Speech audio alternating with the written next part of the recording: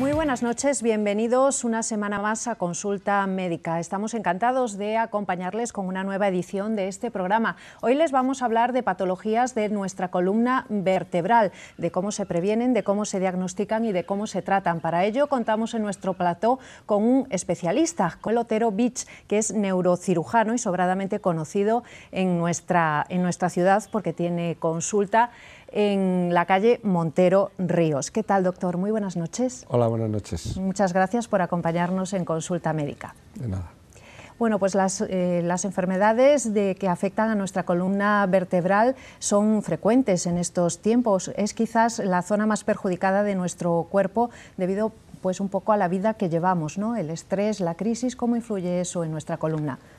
Bueno, empezaremos diciendo que estadísticamente se considera que el 80% de la población mundial ha sufrido alguna vez dolor de espalda, ¿no? Y de todos estos, un 20% han acudido alguna vez al médico por este motivo, y que todo esto supone, en términos absolutos, un 50% de las jubilaciones anticipadas y una pérdida en horas de trabajo de unas 20.000 horas de trabajo al año, ¿no? Países de nuestro entorno se hayan formado equipos, primero para prevenir, segundo para diagnosticar y tercero para tratar. Son lo que se llaman las unidades de columna, que estos países pues hacen estos estudios y estos trabajos precisamente para atacar a un tema sociolaboral de una repercusión tan importante desde el punto de vista económico, ¿no? ¿Cuáles son las principales patologías que afectan a la Bueno, las patologías de la columna vertebral son diversas. Hay tres grupos que diríamos serían las hernias discales, que se da en gente relativamente joven. El segundo grupo estarían las artrosis vertebrales, las espondiloartrosis, que ya se dan en gente a partir de los 60, 65 años. Y luego hay un grupo serio, que es el grupo de los traumatismos, en la que los accidentes de tráfico, las grandes tragedias en la gente joven sobre todo, ¿no? Estos yo diría son los tres grandes grupos de enfermedades de la columna vertebral. ¿Por qué cada vez vemos personas que son jóvenes y que se ven afectadas por problemas en la espalda? Bueno, esa es la pregunta del millón. Hoy día se está especulando mucho en cuanto a las causas que producen este tipo de enfermedad. Quizá hoy día se está predominando el aspecto genético, en que se ve que hay familias en las que hay una incidencia grande en todos sus componentes. No se sabe muy bien qué es lo que está ocurriendo en el disco intervertebral, que es realmente el que se degenera y el que provoca todo este tipo de enfermedades. Y dentro de ese mundo pues estamos en un proceso de investigación profunda. Hay equipos que desde el punto de vista experimental ya se está haciendo en animales, tratar a este tipo de pacientes que está desde los trasplantes de células madre, del feto, en fin, es un mundo que sería largo explicar en este momento, ¿no? Pero se va avanzando. Pero nos vamos a quedar en esto, ¿no? En que la causa genética, independientemente de otros hábitos como son los traumatismos que habíamos hablado, el tabaco, la alimentación, las posturas incorrectas, sobre todo en gente que trabaja en oficinas, que tienen que estar mucho tiempo delante del ordenador, en fin. El sedentarismo, ¿no? Sedentarismo. Bueno, ¿cómo se diagnostican estas patologías? Hoy en día contamos con medios avanzados, ¿no? Tecnológicamente. Sí, no, hoy en día, el diagnóstico, contamos con técnicas. La fase de la radiología ha pasado a un segundo lugar. Estamos ahora hablando de los TAC, estamos hablando de la resonancia magnética, que es una prueba que nos da una anatomía perfecta de lo que es la columna, no solo la parte ósea de la vértebra, sino la médula, los nervios. Una revolución sin precedentes en el diagnóstico. Podemos ver imágenes en 3D, lo cual simplifica muchísimo no solo el diagnóstico, sino luego el tratamiento, ¿no?, que se vaya a dar. Usted es el creador, entrando ya en el tema de los tratamientos, de una técnica quirúrgica que realizó por primera vez en el año 1985, que se ha hecho famosa y ahora se utiliza en todo el mundo y de la cual tiene usted la patente. ¿Podría explicarnos en qué consiste? Bueno, esto fue un poco la casualidad, ¿no? En todas estas cosas siempre El trabajo es importante, pero la suerte también, ¿no? Bueno, la suerte, entre comillas. Es una técnica que va dirigida a la cirugía de la columna. Se inició como tratamiento para la cirugía de la columna cervical, la que luego ya se amplió a la columna lumbar, etcétera, ¿no? Es muy simple en la patología de las hernias discales, por ejemplo, cervicales, ¿no? Que consistía en sacar la hernia a través de un túnel y ese túnel se taponaba con un injerto cilíndrico liso. Ese injerto se introducía a martillazos, así de fácil, ¿no? Entonces eso producía complicaciones debido a que la médula está detrás y las ondas vibratorias que se producían podían producir contusiones en la médula y problemas serios como tetraparesias, tetraplegias, etc. Entonces lo que yo hice fue una modificación de ese injerto liso lo convertí en un tornillo. ¿Cuáles son las ventajas del tornillo en relación es fácil de entender. Un injerto roscado, la introducción no es traumática, es como si en una pared clavamos un clavo o un tornillo. El clavo hay que martillarlo y el otro se introduce de manera no traumática, con lo cual el peligro de las contusiones desapareció prácticamente, se convirtió en una cifra cero prácticamente.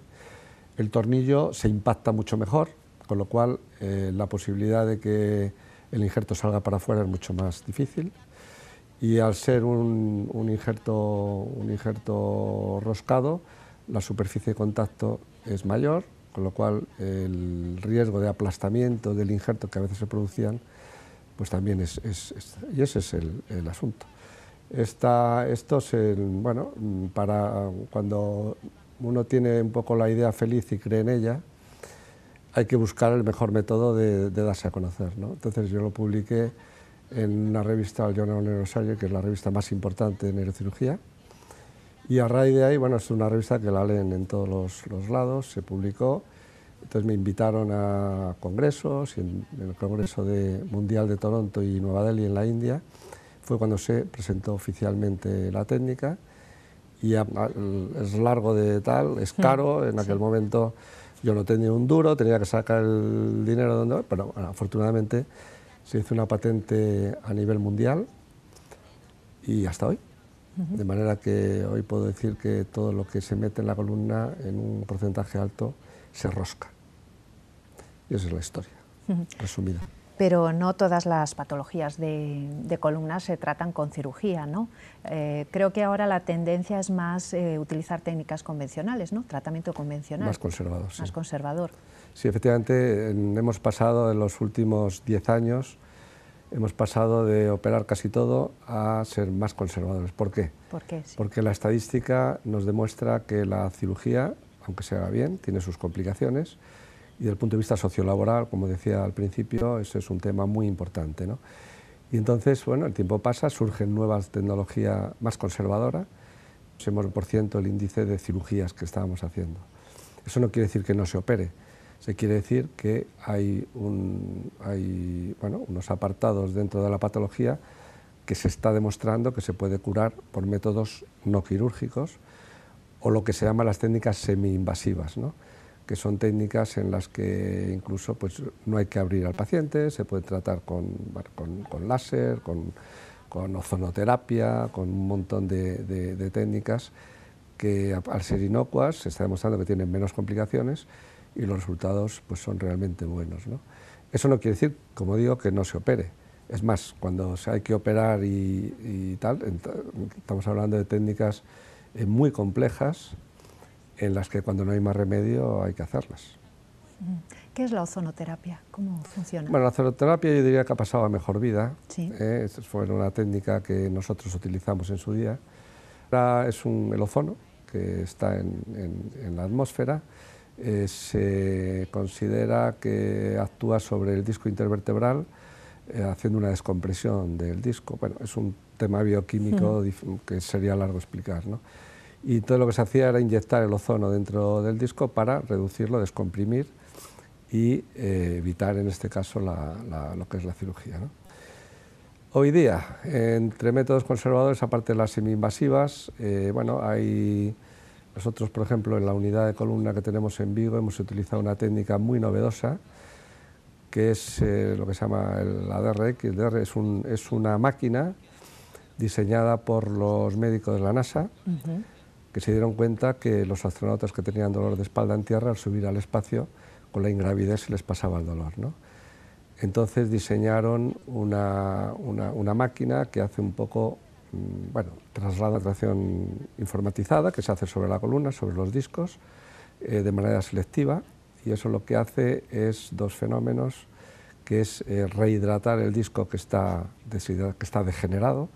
El disco degenerado es un disco con mucha propensión a herniarse en un futuro, entonces lo que hace es rehidratar el disco, regenerarlo y evitar que eso se pueda herniar en un futuro. Y el otro efecto, quizá el más importante, es que produce una descompresión dentro del disco, con lo cual hay un alivio del dolor. Es un tratamiento que no solo es la maquinita esta, sino que tiene que estar complementada con fisioterapia, con cursos de reeducación postural. Entraríamos en el método Pilates, que es algo que está muy difundido por ahí, que no se hace bien, pero que si se hace bien tiene sus grandes ventajas. Y este es un poco el entorno en que nos movemos. ¿Y hay que hacer muchas sesiones en la maquinita? Bueno, el protocolo que nosotros seguimos, hay cinco máquinas en España. Una es un mes y medio de tratamiento, contando con 20 sesiones de la máquina. Se hacen las 10 primeras diarias, luego las 10 últimas en días alternos, y luego eso se complementa con la fisioterapia y con la reeducación postural. En total estamos hablando de mes y medio, más o menos. Y la recuperación es total, ¿no? Estamos hablando, total no existe en medicina ni en casi nada, y en medicina menos. No hay ni blanco ni negro, sino todo lo contrario. Bueno, ¿no? pero mejora muchísimo la calidad de vida Estadísticamente del paciente. hablando, que es como nos movemos en medicina, estamos hablando de un 80-85% de resultado, cuando la indicación es correcta, sobre todo en toda la patología de la hernia de disco, ¿qué tal? 80-85% es un resultado muy bueno, que incluso en algunos casos supera la propia cirugía. Con la cantidad de dinero, ¿no?, que se pierde en este país debido a estas patologías, ¿usted cree que se invierte lo suficiente? Bueno, lo que está cayendo cada vez se invierte menos, ¿no? Sí. Pero bueno, digamos que a nivel nacional, a nivel gallego, pues la verdad que no tenemos mucho que envidiar a otras regiones de España o de Europa incluso, ¿no? Desde el punto de vista humano tenemos muy buenos profesionales. La patología de columna pues la tratan traumatólogos y neurocirujanos. No es que haya una pelea, pero bueno, digamos que hay dos escuelas en las que la neurocirugía quizá actúa de una manera un poquito más fina o más, bueno, es una batalla antigua, ¿no? Pero que hablábamos no, yo no sé de lo que hablábamos. Sí, de si se invierte lo suficiente, si se investiga lo suficiente, bueno, para mejorar como digo, estos tratamientos. Claro, como digo, no, pues realmente las inversiones son las justas. Aquí en Galicia, hombre, echamos de menos algunos cerebrales que no hemos hablado.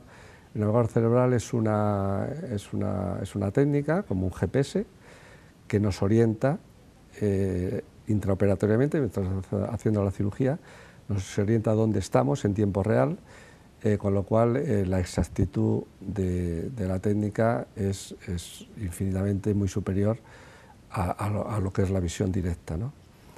Tenemos navegadores cerebrales para cirugía de cerebro, pero todavía no contamos con navegadores vertebrales. Es una asignatura pendiente que además no la hay en Galicia, así como en Barcelona hay 4 o 5, en Madrid y tal. Y no es que sea carísimo, pero bueno, no sé si económicamente estamos tan mal que no es posible, ¿no? Pero independientemente de pequeños detalles como puede ser este, difícil. Luego está el tema del robot, que no hemos hablado. Igual, yo diría que hoy día ya existen robots, sobre todo en cirugía cerebral, es el método Da Vinci. Bueno, es un robot dirigido por el hombre, que es una especie de mano articulada, que se le coloca un bisturí o un punzón y dirige exactamente al punto donde estás operando, ¿no?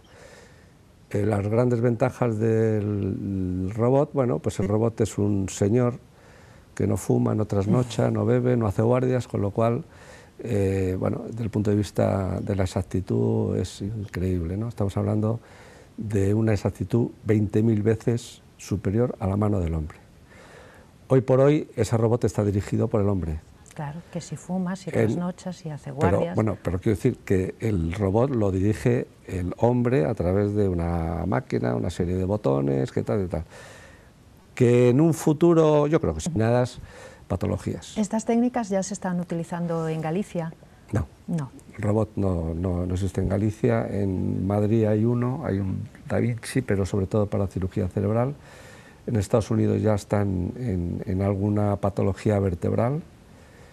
Pero bueno, estamos hablando, no es ciencia ficción, pero estamos hablando todavía de estudios muy preliminares, ¿no? Pero el futuro está ahí, seguro.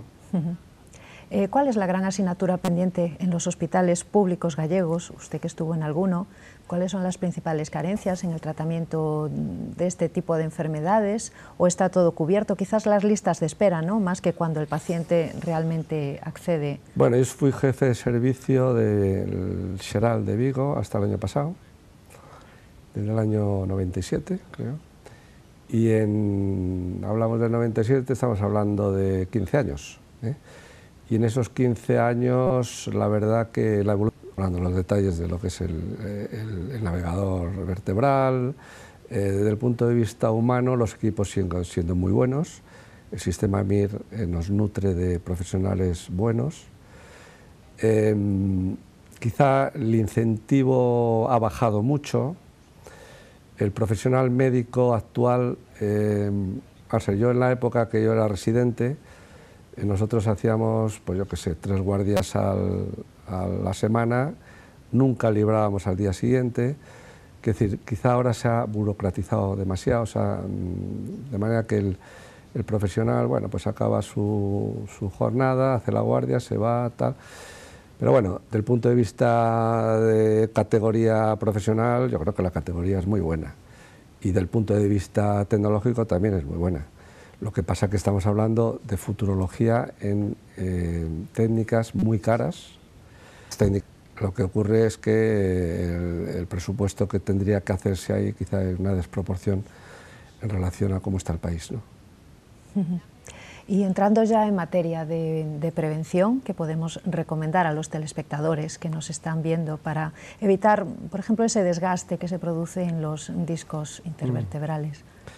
Bueno, pues yo siempre digo a los pacientes, hay unas normas básicas, como es, yo qué sé, pues dormir en una cama más o menos dura, el que padece de columna hablo, ¿eh? En el aspecto, dormir en una cama más o menos dura, no llevar grandes pesos, si vas con un peso ir equilibrado, si tienes una profesión de estar mucho tiempo sentado, de una vida sedentaria, de tal, pues cada 20 minutos levantarse, cambiar de postura, de pie a sentado, tal. Y eso serían las generales, ¿no? Y las particulares es que, como yo digo, a veces, y registrar en su cabeza pensar qué cosas cree que le van bien y hacerlas, y qué cosas le van mal y evitarlas. La frontera está en el dolor es el que marca la tal.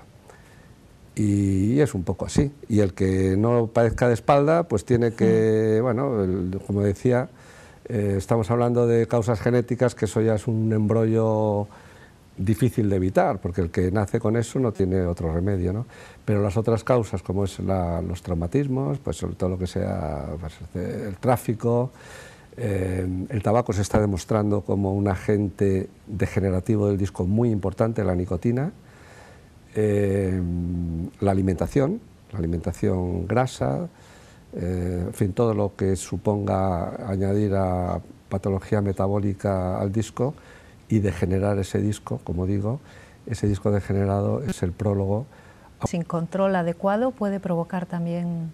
Bueno, para una persona normal siempre es bueno hacer un ejercicio moderado, ¿no? Dentro de ejercicios moderados, hombre, es indiscutible que la natación es probablemente el ejercicio más completo, sí, de cara a la columna, ¿eh?